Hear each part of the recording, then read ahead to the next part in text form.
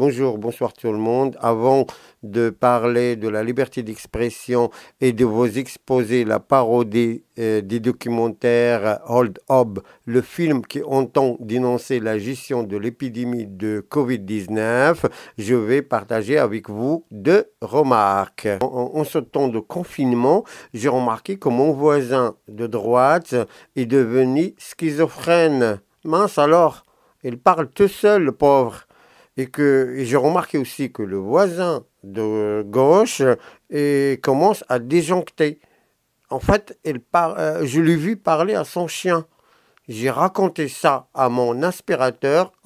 On était mort de rire.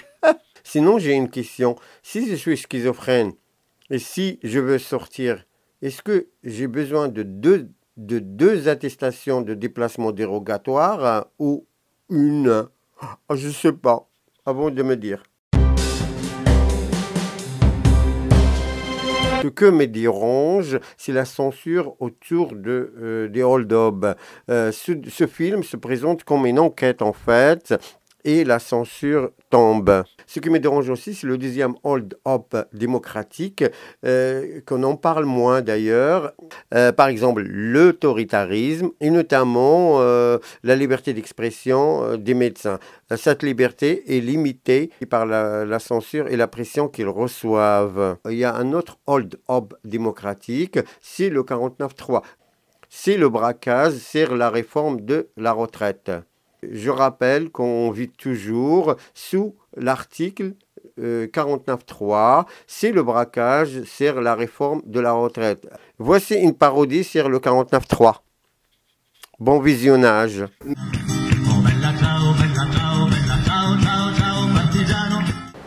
Là, j'ai la mitraillette, j'ai le sac pour plein d'argent. Bon, à 49, je vais attaquer la banque. À 49.3, je vais attaquer la banque.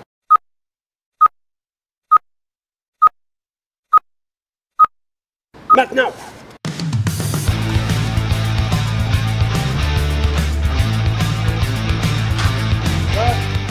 Qu'est-ce que c'est là? C'est fermé là? Oui, il est fermé. Qu'est-ce qui se passe là? Aujourd'hui c'est la dimanche. Ah, c'est dimanche? Aujourd'hui c'est la dimanche, la banque est fermée. C'est dimanche, c'est fermé aujourd'hui? Oui. Bon, je reviens.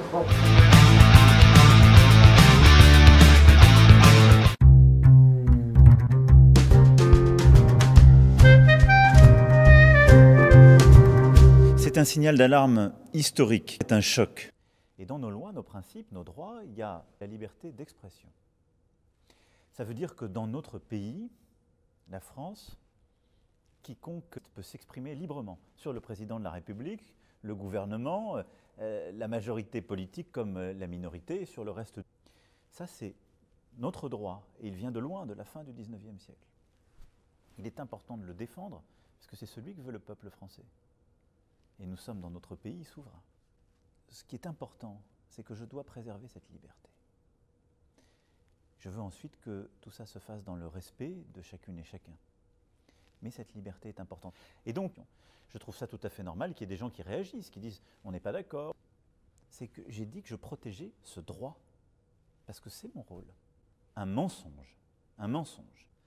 Et que je considère ensuite que dans la société, nous devons accepter et ménager ce respect de chacune avec chacun. Un mensonge. Mais il ne m'appartient pas à moi, en tant que président de la République, d'amoindrir ce droit parce que certains sont choqués. C'est ça que je voudrais que vous compreniez. Parce qu'à ce moment-là, j'instaurerai dans mon pays une forme d'ordre moral ou d'ordre religieux. Je dirais aux gens qui écrivent ou qui dessinent, vous n'avez pas le droit de dire cela parce que ça en choque d'autres. Et de proche en proche, la liberté d'expression se réduirait parce qu'elle deviendrait l'espace qui fait qu'en quelque sorte, on ne parle plus les uns des autres. Mensonge. Et c'est toute la difficulté du projet qui est le nôtre collectivement, et je crois ce qui est le projet des Lumières, des valeurs. Mensonge, d'exagération, qui n'est pas simplement de coexister côte à côte, mais qui est d'accepter de nous commenter les uns des autres, dans le calme, dans le respect auquel je crois. Et donc je pense que cette histoire-là doit se poursuivre. Il faut là aussi, à chaque instant, nous souvenir de ce à quoi le mensonge peut conduire dans nos démocraties.